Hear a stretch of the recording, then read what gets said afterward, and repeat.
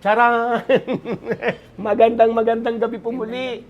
Ayan. Bati ka naman, sister. Good evening po sa Good bawat evening. isa. Muli, narito po kami. Si Sister Lina Calderon. Tama, Calderon, no? Opo, Calderon. Turo mo naman ako. Si Pastor Sid.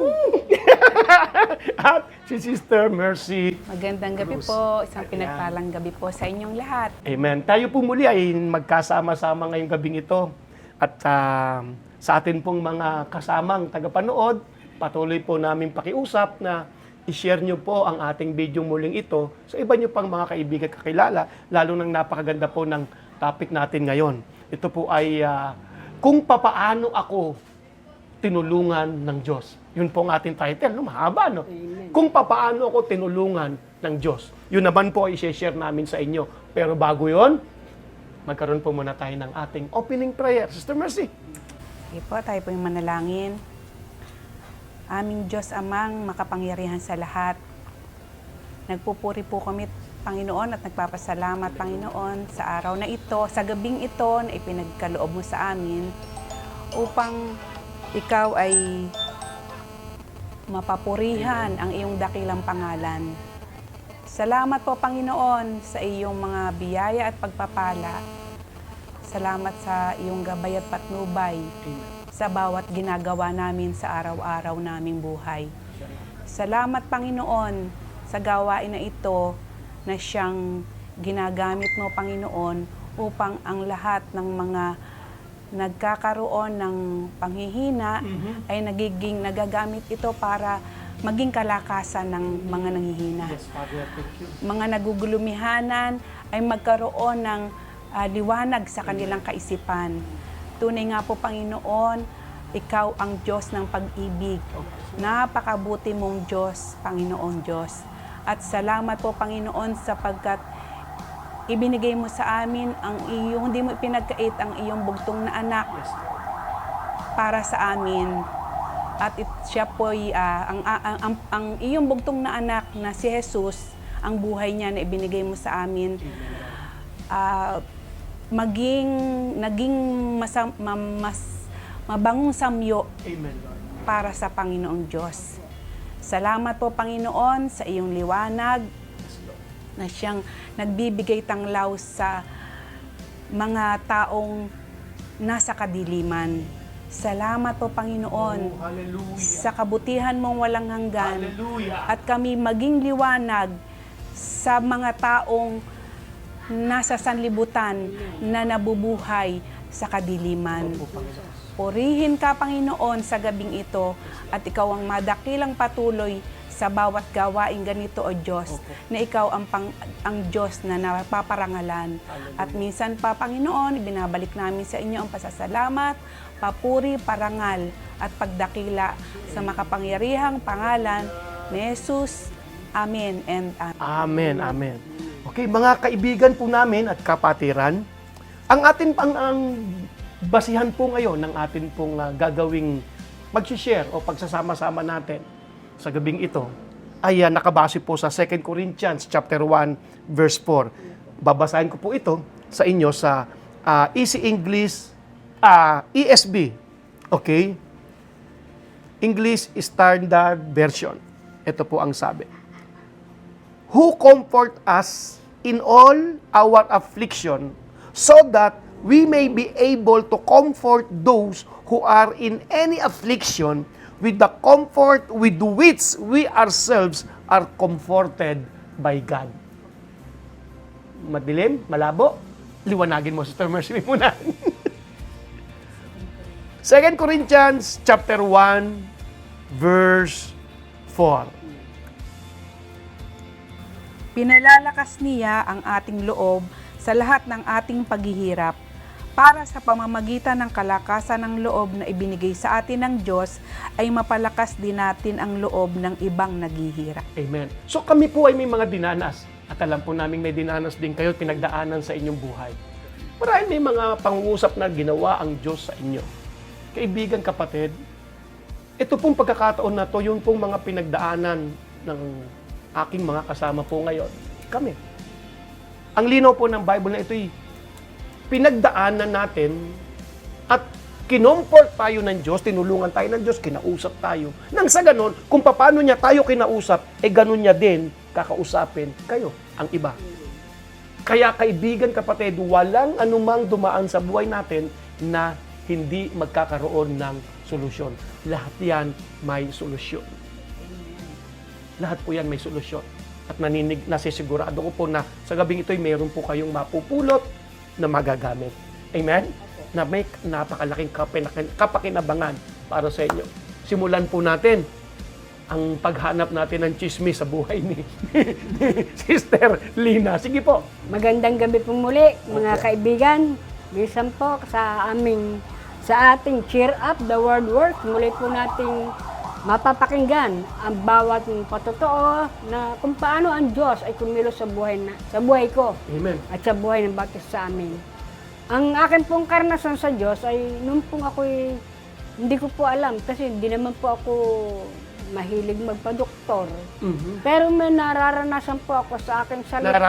Nararamdaman sa aking sarili na yung ganitong kaliwa kong, itong kanang kong dibdib, bahagi ng katawan, hindi ko po malaman kasi makirot siya. Pagka tinataas, parang parang mapupunit. Ang ginawa ko po noon, Ilan taong ka na, no, sister?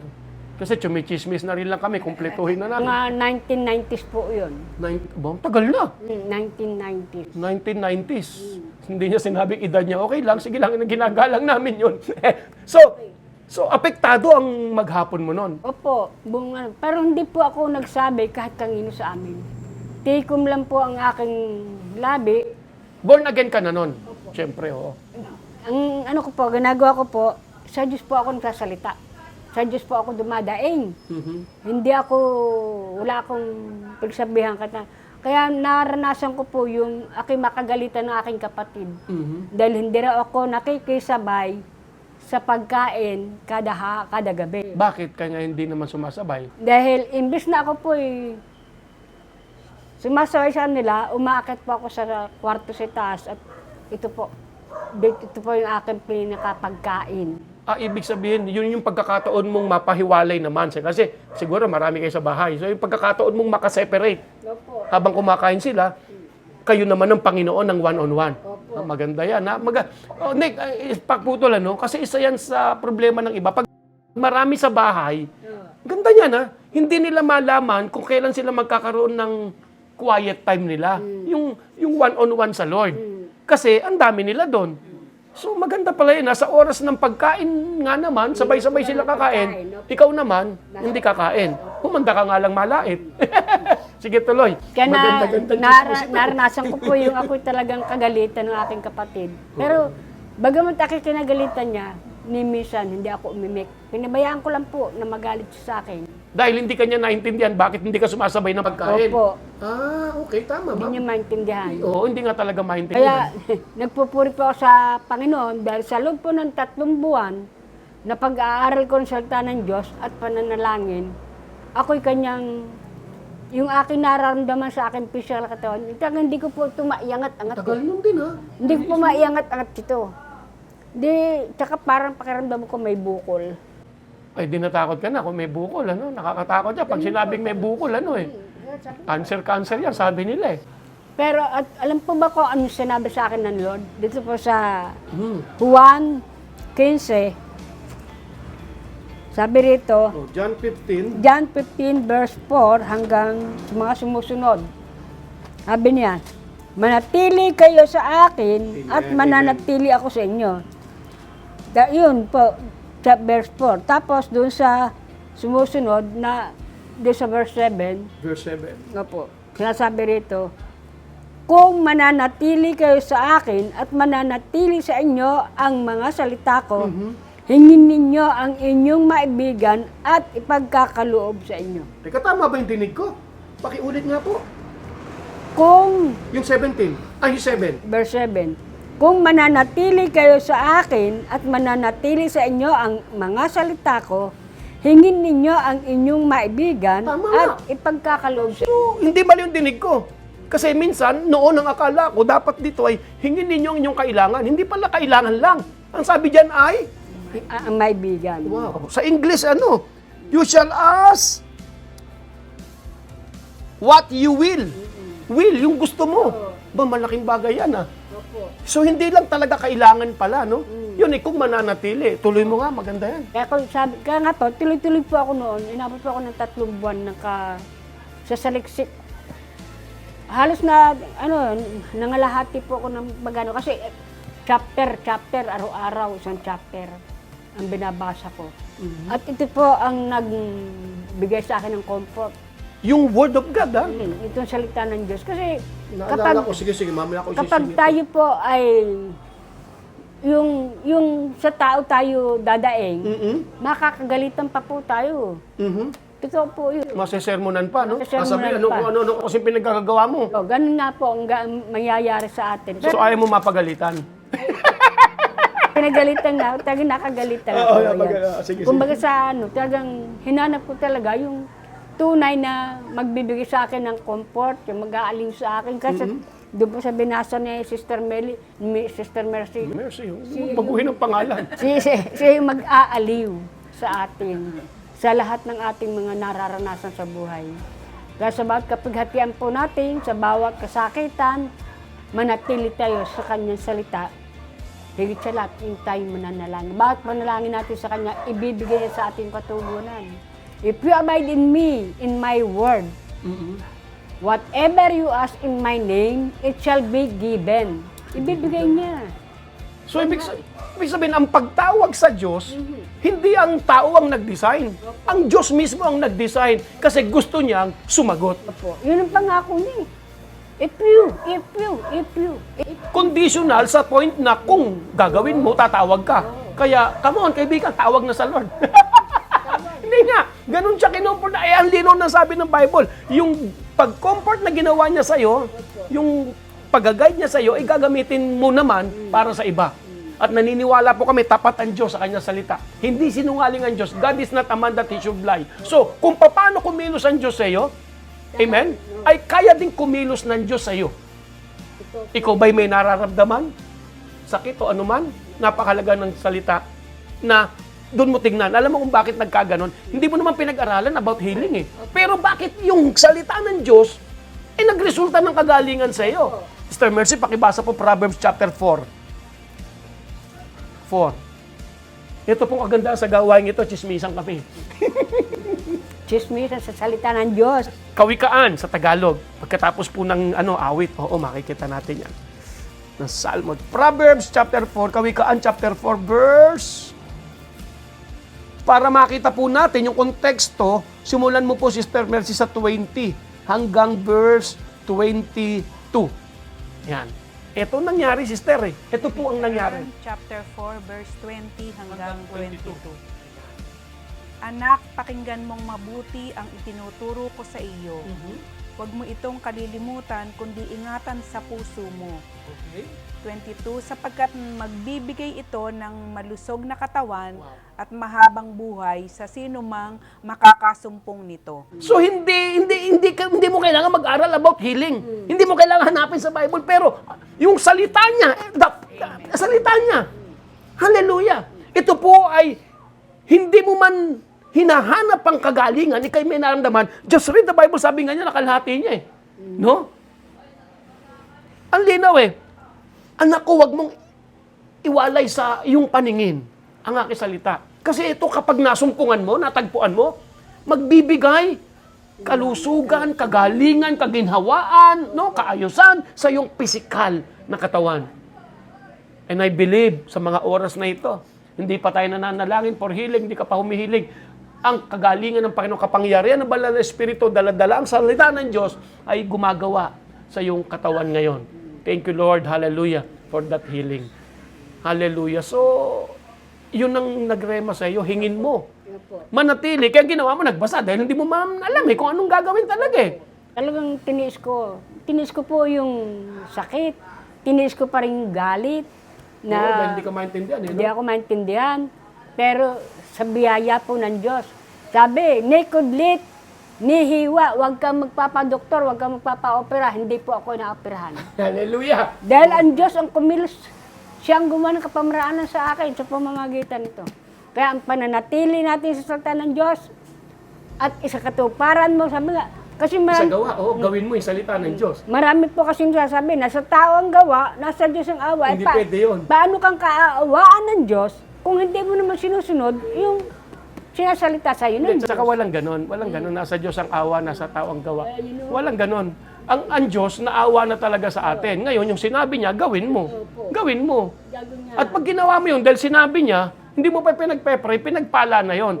Kasi maraming good things na hindi naman ibig sabihin ni God's thing. Pero kapag sinabi niya at isinagawa mo, hindi mo pa pinagpe-pray yan. Bless na yan. Kasi kalooban ng Diyos yan eh. No? Tutuloy ko po. Sige po. Nung maranasan ko yung kagalingan, na-invite ako na mag-preach sa Hallelujah. Ang matatandang Hallelujah noon. Kasi Sige, mga sige, bago sige. na Sa lang church, po ang isang church, Hallelujah. okay. Sa isang church, na-invite po ako magsalita. Oo. Yung mga patutuon nila, puro sakit. Oo. Tapos puro utang, sari-sari. Hindi pa totoo. Yun yung karanasan nila. Kasi madalas ganun ang nararanasan, yun ang laging sinasabi. Yun yung kalagayan nila. Puro sakit, saka utang. Okay. Ang ginawa mo? Nung aking mag-share, nung ako po naman po ang magsalita, Oo. kasi ang aking naging topic din yung puso eh. Puso. About heart. Anong klaseng puso? Yung nagpapump o yung spirit natin? Para nagpapam at yung espiritu kasi pareho na yun. Kasi Okay, sige. sabi na kapag ang ating puso ay napasukan ng kasalanan, 100% hindi yung spirit. Okay. hindi magpapam. Mhm. Sasabihin ng doktor sa iyo, kailan po natin operahan kasi yung valvula Oh, sige. ng iyong puso ay hindi hindi makadalo yung dugo. Mhm. Yun po Barado, kumbaga. Oo, barado. Oo. Kaya ano po ang gagawin ng may nararamdaman sa kanyang buhay kung May sakit na nararamdaman. may sakit nararamdaman, Oo. ang isipin niya, mangutang para magpa-opera. Mangungutang para magpa-opera. Ganun. Siyempre, kailangan yun. Kanilang mga Pero ngayon, madali-dali na eh. Popost lang sa Facebook, tulungan niyo po kami. ganun na nga po ngayon. Pero ito pang aking na-share sa sarili ko. Tapos nung So doon sa gawain na isinyer mo yung nangyari sa'yo? opo. Tapos, kasi sabi ko, kasama na din yun sa fasting. Okay. Doon sa kaya nag-aaral ng salita ng Diyos, kasama na yung fasting doon. Okay. Kaya sinabi ko noon, nung matapos na po yung gawain, may sumunod po sa akin na mag-asawa. Paano sumunod? Yung sinundan niya ako kasi, Okay. kumbaga sa ano, Oo. natapos na. Akala ko tumayo din doon. Natapos na po yung Oo. gawain. Sinundan niya ako nung papauwi na kami. Oo. Sabi niya, ate, pero matanda siya sa akin. Sabi, ate, Teka muna, bakit? Mukha ka lang matanda o ano? Hindi, joke lang. Sige, tuloy pa. kasi po, pagka may, yung ano, pagka yung mga ginagalang nila, yung Okay. Paggala. Opo, tama yun. Oh. Kahit sa kainan, di ba? Ate, kuya, oo. Kaya ang dami natin magkakapatid sa ano eh. kahit hindi mo Oo. kasama. Sige, tuloy. Sabi niya sa akin, bakit ako, matanda ng Kristiyano, Oo. hindi ko naintindihan ang mga salita ng Diyos na narinig ko. Ngayon, nung oras na yon. Tapos, sabi ko, kailangan mo ikako yung... Sabi ko, ikaw ba, nag-aaral ang salita ng Diyos? Nagbabasa. Nagbabasa ka ba? Nagbubulay, Oo. ganun. Kung ano lang daw ang marinig niya. Kulang. Kailangan ng bawat isa sa atin may tungkulin talaga na tulad ng binasa mo, anak ko, huwag mong bayaan mawalay. Huwag mong bayaan. Ikaw mismo, sumpungin mo. At ang pag nasumpungan mo kanyang salita, wow. Kaya sabi ko sa Panginoon, nung aking umuwi sa bahay, kasi patotoo ko rin po, bago ako nagpatotoo, narito po kasama ko ang kapatid ko, buhay. Siya po yung nagalit sa akin. Kaya po nagalit sa akin dahil hindi ako sumasagot. Totoo po, sinabi ko. alam ko. Dahil hindi po niya ako, lagi po niya ako nakakagalitan dahil hindi ako sumasabay sa kanya sa pagkain. Oo. Kada hapunan. Oo. Hindi niya alam. At ngayon lang niya malalaman itong aking sasabihin sa inyo. Kaya ganun po kabuti ang Diyos. Naintindihan ka pa niya tuloy. Oo, naintindihan na niya. Napakabuti ng Panginoon. Salamat po sa Diyos dahil Hallelujah. kailangan po lang nating matutunan nating mabuti.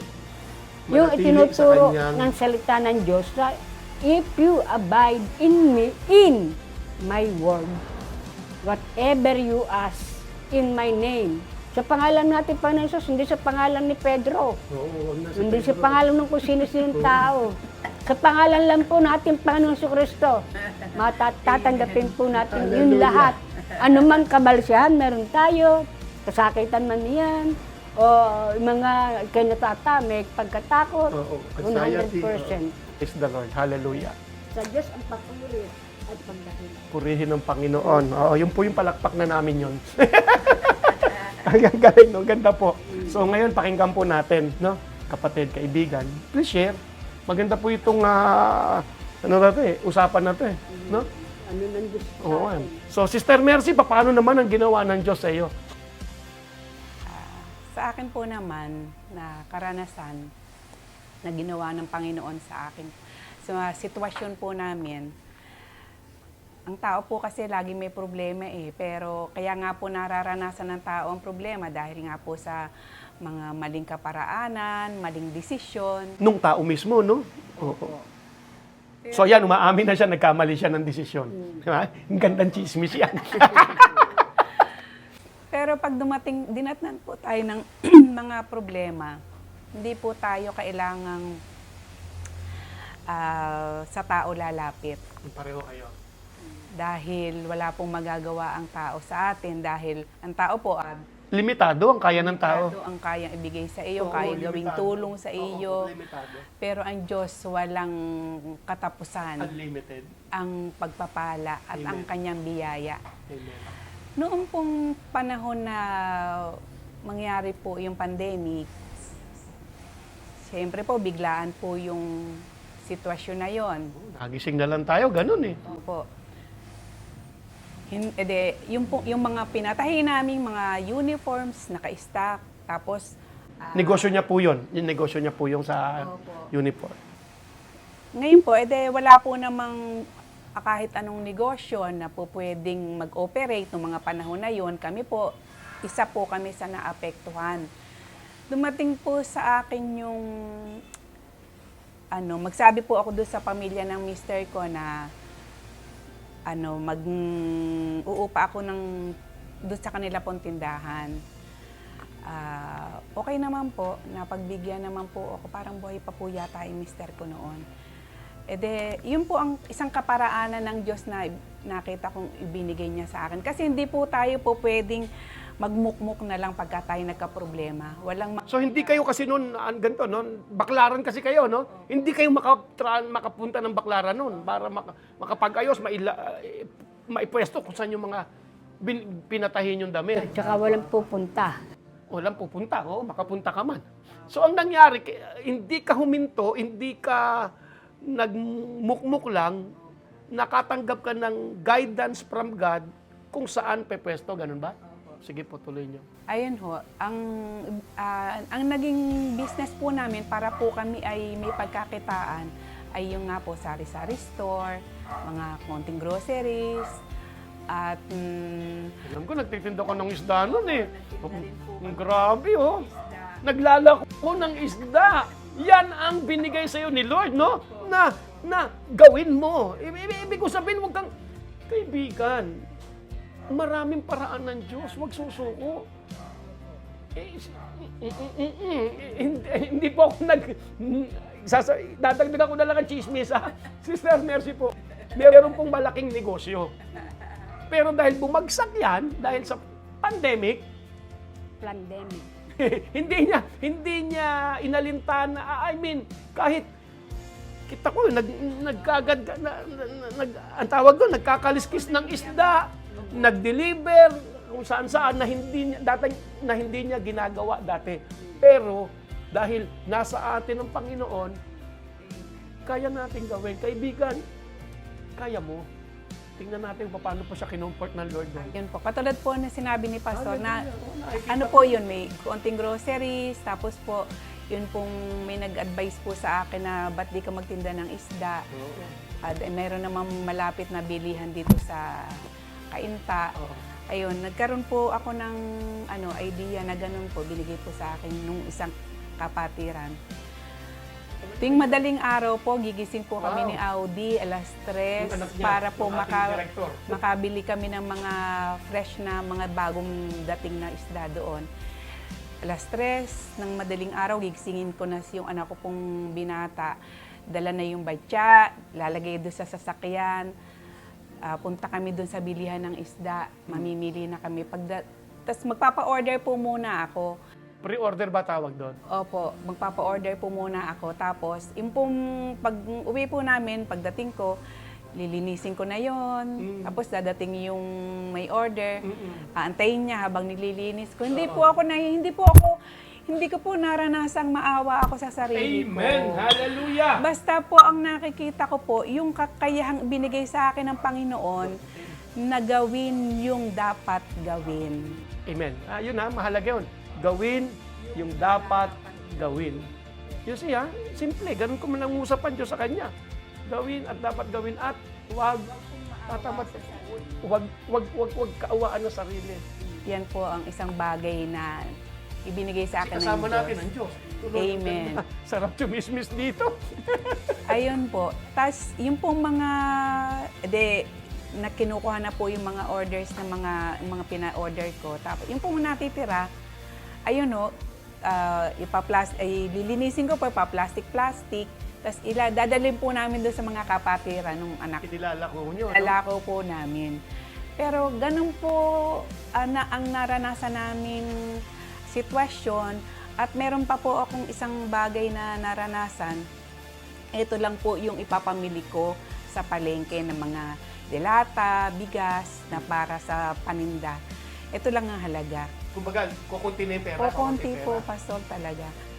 Talaga, naniniwala ko sa salita mong kukunti po, Pastor, talaga. Nung po ako nasa jeep, nakakaranas po ako ng yung bang kagalakan po. Umawit po ako sa Panginoon habang ako po ay nasa sasakyan. Maawit po ako ng mahina at baka po lalakasan ko ay marinig po ako ng mga katabi ko. Baka sabihin ako yung baliw po.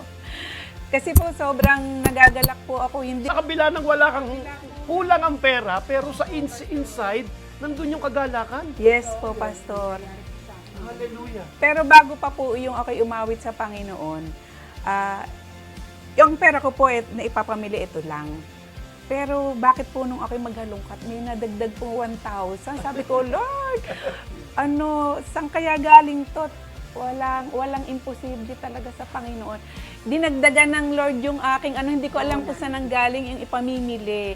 Doon po ako nagkaroon ng May alam ako, mamaya, sasabihin ko. sobrang kagalakan at sobrang pasalamat. Naluha ako sa pasasalamat sa Panginoon at sobrang kasiyahan ng puso ko. Kaya ako'y napaawit talaga.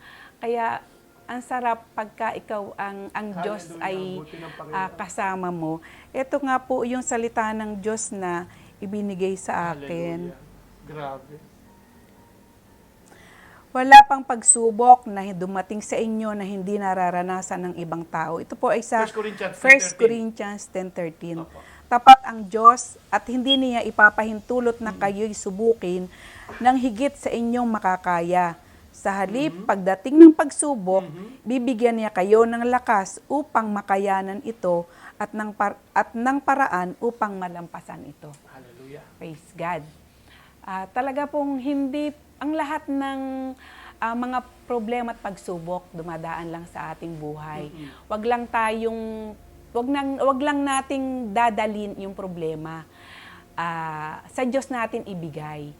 Para at lumakad tayo ng parang walang problema. Lumakad tayo ng mapayapa na sa sarili mo, sa isipan mo, sa puso mo, naniniwala kang ang Diyos ay patuloy kang tutulungan. Dahil ang Diyos ay hindi nagpapabaya. Kahit kailan hindi nang iiwan ng Panginoon. Hallelujah. Ayun po. Palakpak natin. Palakpak din. Ano ba akong dadagdag doon sa kanyang na salita? Oh, grabe. Marami pa pong ginawa sa amin ng Panginoon. Mahaba po. So, pero teka, Mauubusan po tayo. Kumpletuhin natin. Wag mong kakaawa ng sarili mo. Minsan ituturo po namin ng malalim yung 1 Corinthians 10:13. Akala kasi nung iba, hindi hindi papahintulot ng Diyos na ikay subukin. Ang akala ng iba, hindi naman sinabi ng salita ng Diyos na hindi kasusubukin ng Diyos na hindi mo kaya. Hindi po sa Diyos galing yung pagsubok na yon, no? Okay? Minsan po pag-aaralan natin yan, pag naintindihan mo yon, mahaharap mo ng tama ang bawat problema. No? Hindi sinabi doon na at hindi papahintulot ng Diyos na subukin ka ng Diyos. Hindi gano'n, no? Pagdating ng pagsubok, ibig sabihin talagang dumarating ang pagsubok. Dumadaan lang yan. Kaya yan dumating para umalis. Aalis lahat yan, no? Kaya wag malungkot, wag kaawaan sarili. Yung meron ka, gamitin mo. Wag tamad. Wag tamad. Wag kagad ang nasa isip mo, yun yung parehong sinabi nila. Wag kagad nasa isip mo yung pag-asa sa iba. Wag kagad. Ngayon, yung himala ng pera ni Sister Mercy, may sagot ako doon eh. Dahil katotohanan yun eh. Alam niyo po, isa po siya sa tapat na ginagamit ng Diyos sa akin ng Galatians 6:6. Ano yung Galatians 6:6? Kayo na mga tinuturuan ng salita ng Diyos, sa inyong mga pagpapala, bahaginan niyo yung nagtuturo. Akalain niyo po, yung sinasabi nga niyang walang-wala na siya, pero kahit kailan, hindi po, Sister Mercy, kahit nung panahon ng pag-aasubok na yon, no, ng pandemic na yan, 50, 100, hindi po siya sumuko samantalang dati. 10,000 din naman. Pero, ganun talaga, lalo na noong unang-una. Ang 10,000 sisiw, no? Pero hindi siya sumuko dahil tapat siya sa kanya landaman. Kita nyo, may lumalabas pang libo-libo. May lumalabas pang libo. So, listen, kayo po mismo makaka-pick up kung paano makatutulong sa inyo ang programang ito ngayon. Taimtim yung pakinggan, panoorin at i-share na para bagang ang Diyos ang talagang nangungusap sa inyo. Makikita nyo po ang magandang epekto ng programang ito. Cheer up, the word works. Alamin mo yung katotohanan, yung himala ng salita ng Diyos at babaguhin talaga nito ang buhay mo. One word from God will change your life forever. Ano idadagdag mo? Ito po, nasa Bible verse, okay. Apo, sa Kawikaan 5, verse 1. Nandun ako. Opo. Proverbs chapter 5, verse 1. My son, sige. Aking anak, salita ko'y pakinggan mo mabuti, pakinig mo ay ikiling sa aking sinasabi. Sa gayoy, magagawa mo ang mabuting pagpapasya. Wow. Bibigyan tayo ng mabuting pagpapasya ng Diyos. Simula sa kanyang salita, yung salita ng Diyos ang magtutulak sa iyo para gawin ang tamang pagpapasya. Kasi without the word, hindi ka magkakaroon ng idea, pero ang gagawa ikaw eh.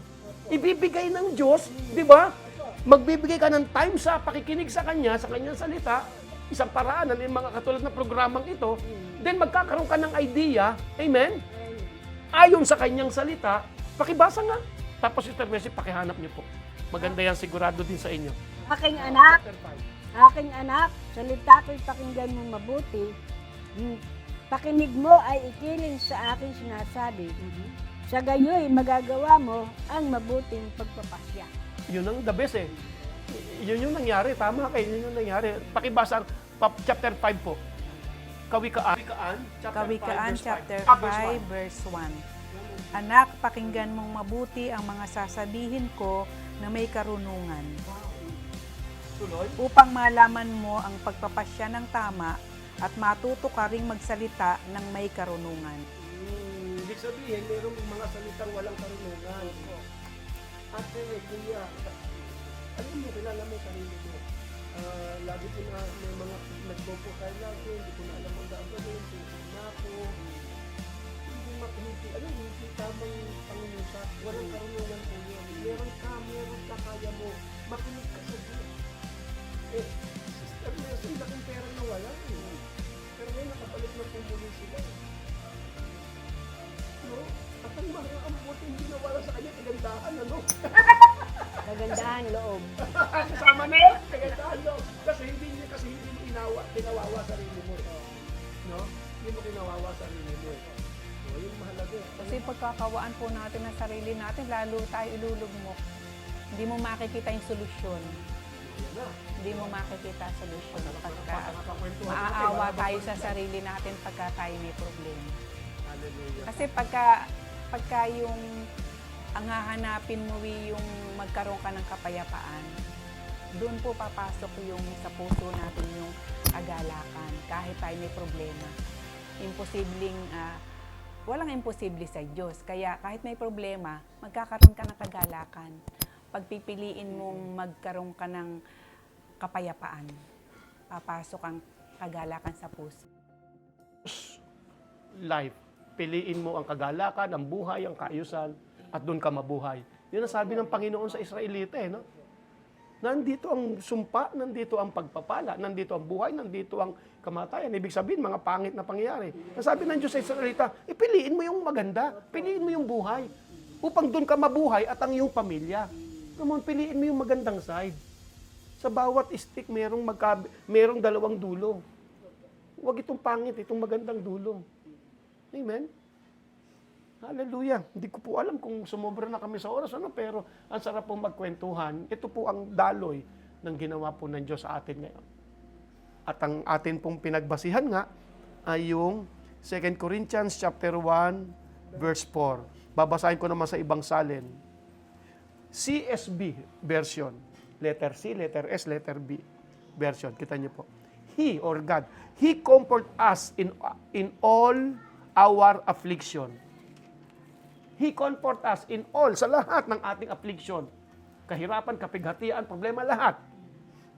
He comfort us in all our affliction so that we may be able to comfort those who are in any kind of affliction through the comfort we ourselves receive from God. Yung pong ginawa natin. Yung pong lahat po ng pinagdaanan namin, actually sila na nag-share, kinomfort sila ng Diyos. At nais ng Panginoon kasi daw ang dahilan para yung taong pangailangan, yung comfort na ginamit ng Diyos sa kanila, gamitin naman nila para i-comfort ka. At ngayon tanggapin mo ang comfort, kaunawaan, karunungan, sabi nga, upang magkaroon ka ng tamang mabuting pagpapasya. Hallelujah. Ngayon kaibigan, magkaroon ka ng mabuting pagpapasya sa iyong buhay. Napakahalaga ng pagpapasya. Napakahalaga ng guidance, ng patnubay ng ating Panginoon. Napakarami po na pwede po nating ituro. Napakarami po na pwede nating pag-usapan. Ngunit sa ngayon po, andun lamang po muna tayo. Magkikita-kita pa po tayo muli. Pero napakahalaga para ang Diyos ay makakilos na sa ating buhay. Napakahalagang tanggapin natin ang ating Panginoong Kristo. At yun ang talagang bumago din ng buhay ko. At hindi na po ako mag-share ng akong sariling chismis. Naisahan ko sila. Hindi, joke po, no? Dahil kukulangin po talaga sa oras. Hallelujah. At kita nyo naman ang resulta. Kaibigan, kapatid, please share this message. At masarap din siyempre, salamat kay pangalan nung ipinorward ko sa iyo, kay Maripe, sister. Salamat sa iyong patotoo, no, na nagsasabi siya na napakaganda raw nung nakaraang ating programa rin dahil sumusubaybay siya at na malaking bagay ang nagawa sa kanyang buhay. Padala niyo po kami ng mga ganong message. Si Sister Neknek, siya nagsalita sa akin. Meron din sinabi siya, Sister Neknek. Yung sabi niya, Maripe Kapagalan, Bagua, sorry sister. magpatuloy ka na basta panood mo ang Cheer Up the Word Works program. Nauutal siya ron. Okay. So nais po namin na i-guide po naman kayo sa pagtanggap sa ating Panginoong Kristo. Napakahalaga po nito. Sabi ng Romans chapter 10 verse 9, kung ipapahayag ng iyong mga labi na si Jesus sa iyong Panginoon at mananali ka ng buong puso na siya'y nabuhay maguli. Ibig sabihin namatay, kaya nabuhay maguli, maliligtas ka. Kailangan mong sabihin. At ang sabi ng Revelation 3:20, kumakatok ako sa iyong pintuan. At kung diringgin mo ang aking tinig at ako'y pagbuksan mo, papasok ako sa iyong tahanan at magkasalo tayong kakain. Sasamahan ka niya at pagkasama mong Panginoon, ang dating kapighatian, kaayusan. Maraming pangyayari magaganap sa iyong buhay kapag ang Panginoong Yesus ay kasama mo. Amen? History na lang yan, mga hirap na yan. So, nais po namin na kayo'y samahan sa pagtanggap sa ating Panginoong Yesus. Sabihin po natin na nagmumula sa ating puso, Panginoong Hesukristo, Sa oras pong ito, binubuksan ko po ang aking puso, ang aking buhay para sa iyo. Panginoong Hesukristo, tinatanggap kita bilang aking Panginoon. Nananalig po ako at nananampalataya na ikaw, Panginoong Hesukristo, ay namatay para sa akin. At matapos po ang 3 araw, ika'y nabuhay muli. Panginoong Jesus, salamat po sa kapayapaan, sa kaayusan, sa katagumpayan na mga tatamasahin ko matapos kitang tanggapin. Panginoong Jesus, salamat po sa buhay na walang hanggan. Salamat po sa karapatang maging anak ng Diyos. Panginoong Hesukristo, ikaw na po ang maghari sa akin. Amen. Congratulations sa pagtanggap mo sa Panginoon. Please share para sila man po'y tumanggap. At muli, kapag ito po'y napanood nyo, araw-arawin nyo. Pakinggan, panoorin, para po pumasok talaga sa inyong mga puso't isipan at magkaroon ka ng tamang desisyon sa buhay. Paano? So, babay na muna. Isigaw natin, cheer up! The word works. Bye-bye. You are blessed. Amen. Love you. Love you. Hallelujah.